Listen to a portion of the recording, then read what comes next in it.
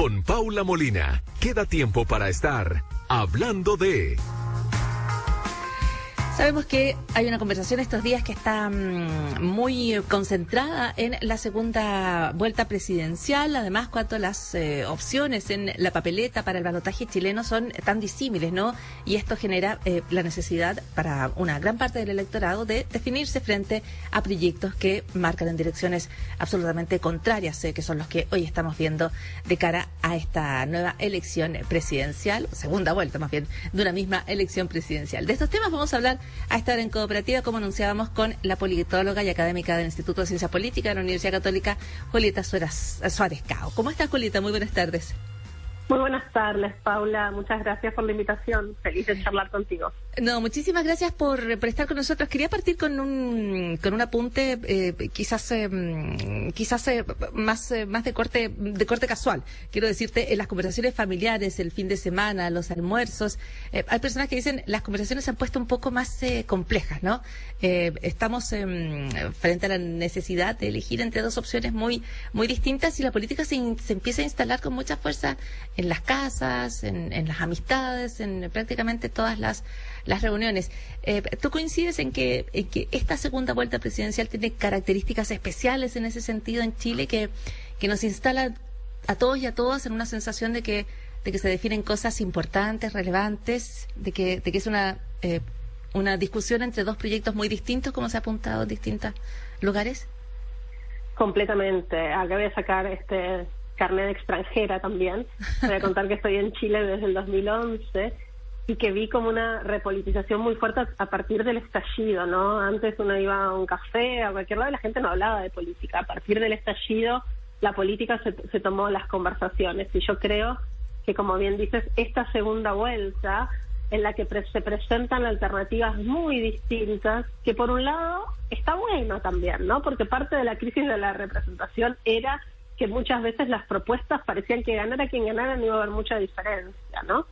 Pero bueno, en este caso a veces ya son demasiado distintas y uno ansía volver a una cierta normalidad, pero es tal cual. Creo que ya es casi ineludible, ¿no?, hablar de política en la esfera privada. Yo creo que eso es bueno y que incentiva el debate y la deliberación democrática, ¿no? Ojalá que fuera acompañada también con más educación cívica, con una mayor socialización en política, con un reconocimiento de la importancia de la participación convencional, como es acercarse a votar, ¿no? Y no solo otro tipo de participación, pero creo que es una buena señal, me parece. Es un buen punto. ¿Y crees, o tú dices, esto tendría que ir acompañado, ojalá, de más educación cívica? ¿Crees que pueda generar una mayor participación, o ese porcentaje del electorado que no se ha movido en las últimas elecciones y que es bastante grande, ¿no es cierto?, 50%, no participará tampoco? ¿De qué depende aumentar la participación en una instancia como esta de cara a la segunda vuelta? Mira, esa es una pregunta súper interesante y que tiene, creo yo, como distintas respuestas. A un nivel teórico, ¿no?, te diría sí, totalmente, ¿no? Tenemos una elección que finalmente significa algo y que significa cosas muy distintas. Esto debería llevar a que la gente quiera expresar su opinión, ya sea a favor de o anti otra persona, ¿no? Pero por otro lado, también sabemos que es muy difícil, después de décadas de no participación, volver a incentivar el músculo democrático de votar, ¿no? El voto también es un hábito y por eso funciona bien hasta en sistemas de voto obligatorio que no tienen fuertes sanciones, porque la gente está acostumbrada a ir a votar. Cuando uno pierde ese hábito, a veces es muy difícil volver a reencantar a alguien que no vota, por ejemplo, no sé, desde los últimos 10 años, 12 años, y eso es complejo. Ahora, desde mi postura, yo no le echo la culpa al electorado solamente. Me parece que el sistema está diseñado de una manera para, en realidad, desincentivar el voto, y que se podría haber hecho, especialmente aprovechando la coyuntura de la pandemia y de todas las votaciones que sabíamos que teníamos, ¿no?, desde el plebiscito, convencionales, locales, regionales por primera vez, y ahora nacionales, core, presidenciales. Sabíamos que venía, bueno, y primarias, todos sabemos que venía un calendario electoral súper cargado. El año que viene tenemos plebiscito de salida y se podría haber mejorado el sistema para incentivar la votación. Es decir, yo no culpo solamente al electorado, no creo que la gente no quiera participar o que sea floja o que no esté ni ahí con la democracia. No. Creo también que hay unas cuestiones sistémicas y estructurales que podrían reformarse para incentivar en conjunto de vuelta, ¿no? Con la educación cívica, con la socialización, con el reconocimiento de la importancia de la participación en una sociedad democrática, pero igual hay muchas más cosas que se podrían haber hecho que no se hicieron para incentivar la participación. Ojalá igual que supere la participación de la primera vuelta. En el 2017 fue así, ¿no? Votó 47% en la primera vuelta, un 49% en la segunda. Yo esperaría, para que esto fuera un éxito, que voten más del 50-52%, pero no sé si no es más bien una expresión de deseo. Ya, no sabemos entonces, pero hay un buen punto respecto a que no es la flojera, no es la desidia lo que nos deja a veces en casa o lo que evita que aumente la participación. Hay más trabajo que hacer entre todas y todas, desde educación y también de comprender mejor lo que está en juego en una campaña. Una cuestión que está hoy día en la conversación es a dónde van los votos que en la primera vuelta se dirigieron a una candidatura o a otra, ¿no? Y en esa conversación se asumen algunas cosas, como por ejemplo que si las personas fueron a votar en primera vuelta y su candidatura no prosperó, de todas maneras van a ir a votar en la segunda vuelta. ¿Eso es mito o es realidad, por ejemplo? Podemos ir uno por uno con los mitos. Yo creo que es más probable, de vuelta por este músculo y este hábito de la votación, de que alguna persona, aunque no haya prosperado su candidatura, vuelva, ¿no?, a votar a la segunda vuelta. Pero hay un poco de mito también en eso, más que nada porque Chile te permite esta válvula de escape tan fuerte que es el voto voluntario. Entonces, 19 de diciembre, calor, ¿por qué voy a ir a votar? Mi candidata perdió, no estoy ni ahí con ninguno de los otros, me puedo quedar en casa, ¿no? Entonces diría que ahí tenés como una inercia de votación que es importante, que es esta idea del hábito, ¿no?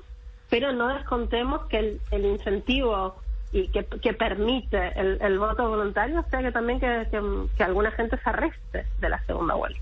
Ya, o sea, no sabemos exactamente qué es lo que va a pasar. Tú dices, podría funcionar esta inercia, ya tiene el hábito de votar, votó la primera vez, va a votar la segunda, pero siempre tiene la opción de quedarse en casa porque el voto es voluntario. Otro mito es que las personas vamos a votar por quien nos diga el candidato o la candidata que votemos. ¿Cuánto funciona eso cuando estamos hablando de candidaturas que son independientes, que no están necesariamente en un partido político? ¿Cómo cambia cuando son de un partido político? Digo, es más probable, por ejemplo, que las personas que votaron a la Democracia Cristiana, porque votan a Yasna Proboste y tienen un vínculo con ese partido, vayan a seguir lo que dice la candidata, más de lo que ocurre con una candidatura independiente, por ejemplo, donde no hay necesariamente un partido, la de Parisi. ¿Cómo funciona aquello? ¿Votamos como nos dice la persona que votemos? ¿O...? Voy a responder medio meme, Paula. Esto, Paula, parece falso, ¿no? No lo sé, Rick. A ver, ¿qué sabemos respecto a eso? Estamos en medio de una gran crisis de representación, ¿no? Y si bien las cosas, ¿no?, si mantenemos las cosas iguales, sí, definitivamente, una cierta disciplina partidaria, ¿no? Si fuiste a votar por el nuevo pacto social o si fuiste a votar por Chile Podemos Más, y ahora que todos los partidos de Chile Podemos Más, ¿no?, ungieron al candidato del Frente Social Cristiano, vas, ¿no?, cual ovejita a votar por Kast, o vas cual ovejita a votar por Boric si votaste al nuevo pacto social. Yo creo que hoy en día eso no se puede descontar en absoluto. El sistema también electoral en Chile personaliza mucho el voto, entonces mucha gente, ¿no?, que ha votado por estos candidatos a veces vota por los candidatos en sí y no porque pertenecen a una coalición de partidos ni nada de eso. Quizás haya algún efecto generacional que podría ser interesante investigar, ¿no? Quizás los votantes mayores sí sean más disciplinados porque vienen de otra época de partidos, pero me da la impresión que los votantes más jóvenes se asemejaría su comportamiento mucho al de votantes de candidaturas independientes como la de París. Sí. Yo creo que nunca, en casi ninguna segunda electoral, segunda vuelta, te diría que alguien es dueño de los votos, ¿no? Y que se puede endosar cual cheque a otra candidatura. Pero en este caso me parece que con la incertidumbre que hay, ¿no? Con la volatilidad que hemos visto de los diferentes resultados de mayo, por ejemplo, ahora a noviembre, me parece que es pecar de optimismo creer que los votantes, las votantes de una opción van a hacer exactamente lo que les diga los liderazgos que perdieron, o mismo los partidos, y menos aún hablar de una candidatura independiente. O sea, en ningún caso los votos se endosan en el caso de partidos políticos porque estamos en medio de una crisis de representación, y en el caso de candidaturas independientes porque precisamente se vota a la persona. Por lo tanto, una cosa es que tú estés dispuesto a votar por una persona y otra cosa es que estés dispuesto a hacer lo que la persona te diga, o te muevas con ese voto donde ella te diga, ¿no? Tal cual, y de golpe a veces se da este fenómeno, pero se da por cercanía ideológica, no por propia preferencia. Obvio, si voté a Jasna, estoy mucho más cerca de votar a Boric de lo que estoy de votar acá, ¿no? Pero no voto a Boric porque me dicen los partidos del nuevo pacto social que deba votar a Boric. Ya. O sea, hay una cuestión de afinidad ideológica que va a ser mucho más fuerte como factor que aquello que me diga cualquier candidatura respecto a dónde tengo que irme. Eso es lo más importante. Lo que nos vuelve a situar en que las candidaturas en segunda vuelta se definen entonces más por afinidad o más en las personas. ¿Importan más los proyectos cuando tú percibes que, como en este caso, las miradas son muy distintas, los diagnósticos son muy diferentes y las propuestas de solución y gobierno son tan disímiles? Yo creo que algo importa, pero si fuera, a ver, te voy a responder como un poco más de cinismo, creo que la segunda vuelta es el reino del voto estratégico, ¿no? Se supone que la primera vuelta uno vota de manera sincera por la candidatura más cercana a sus reales preferencias de política general o de algún tema en particular, ¿no? Hubo muchos análisis de, por ejemplo, el votante Parisi fue un votante preocupado por la migración, ¿sí? Puede ser un tema así muy específico, puede ser una orientación ideológica más amplia. Ahora, la segunda vuelta, y el sistema está diseñado para que sea así, es un voto más estratégico, ¿no? Se supone que uno vota por quien está más cerca, pero muchas veces vota para que no salga la otra persona. ¿No? A la Borges, no nos une el amor sino el espanto, ¿no? No es que esté tanto a favor de este candidato, es más bien que no quiero bajo ninguna circunstancia que gane este otro candidato. Entonces también ahí hay una anti-identidad, si querés, o una cuestión más estratégica de evitar que llegue otra persona que es la que me generaría el problema más grande, ¿no? Con la que estoy más en desacuerdo. Y en ese sentido, entonces, lo más importante es, tanto como sumar apoyos, evitar rechazos, porque en ese escenario, entonces, lo que sería un particular aliciente a votar, y a votar en uno u otro sentido, es cuánto te desagrade la opción al frente, digamos. Totalmente, y eso de evitar rechazos es tal cual, porque entonces me quedo en mi casa, ¿no? Si pienso que estoy eligiendo entre, no sé, la peste y el cólera, me quedo en mi casa. Si pienso que estoy eligiendo entre la peste y un resfrío, por ahí voy a votar, ¿no? ¡Wow! ¡Qué referencia! Ok, entonces tú dices, esa sensación de que hay algo grave, algo definitivo que tú tienes que evitar, eso puede movilizar el voto. Sí, totalmente. Y en este caso, creo que va a ser importante también. ¿Y crees que va a ser importante en esta segunda vuelta chilena? ¿Cuán única, cuán particular te parece la segunda vuelta chilena si la miras un poco en perspectiva comparada, ¿no? Uno siempre siente que se está jugando aquí cuestiones que no se han jugado en otro lado. Es parte de cómo vivimos, pero ¿cuán único te parece lo que se está viviendo en esta segunda vuelta en Chile? ¿Qué aspectos destacarías? Estoy pensando en una primera vuelta, por ejemplo, donde teníamos tan diversa cantidad de candidaturas, ¿no? Y había quienes lo asemejaban al proceso en Perú, con muchas candidaturas muy distintas. En esta segunda, ¿qué referencia crees que podríamos tomar? Se me ocurre una referencia catastrófica, que es la Argentina 2003, ¿no? También muchísima fragmentación, quien pasa primero pasa con un 25% de los votos aproximadamente, con y el que pasa segundo pasa con 3 puntos menos de diferencia, y al final el que pasa primero se baja y no hay segunda vuelta, ¿no? Entonces resulta ganador la opción que tenía el 22% de los votos. En general hay una tendencia cada vez más a una mayor fragmentación en las primeras vueltas, si pensamos en Perú, en Ecuador, ¿no? Lo que pasa es que es muy llamativo en Chile que sean porcentajes tan bajos, ¿no? En especial para la historia del país, que sean con porcentajes tan bajos quienes pasan a la segunda vuelta, y eso hace que sea mucho más abierta la elección, ¿no? Habrán escuchado estos días que, claro, de todas las segundas vueltas en el mundo, la mayor cantidad de casos siempre gana quien pasa primero. Sí. Pero en general quien pasa primero pasa, ¿no?, por una ventaja más amplia o con un número o con una proporción mucho más grande de votos, ¿no? El hecho de que la ventaja sea corta y que la proporción de votos sea baja hace que, bueno, que esto esté bastante abierto. Y es el escenario que entonces estamos viendo en Chile en estos días. Es un proceso bien interesante que yo sé que van a estar mirando desde la politología con todas los ojos y las antenas allí muy atentas. Es una pregunta más, Julieta Suárez. Durante la primera vuelta observamos con detención lo que pasaba con las encuestas y se apuntaba a las debilidades de las metodologías, la falta de recursos incluso para hacer encuestas que tuvieran mejor capacidad predictiva, pero en lo concreto las encuestas lograron identificar a un fenómeno que era inusual en el marco electoral chileno, en la tradición electoral chilena, que fue el de las candidaturas que pasan a segunda vuelta. ¿Crees que tú le crees o no le crees a las encuestas? Porque uno ya no sabe qué pensar. Bueno, yo soy más cualitativa, la verdad.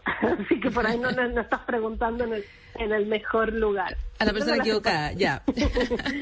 No, yo creo que las encuestas brindan información que son relevantes, pero que también afectan al comportamiento. Entonces, una encuesta es una foto, y lo que nosotros estamos viendo de acá al 19 es una película, ¿no? Para hacer alguna analogía.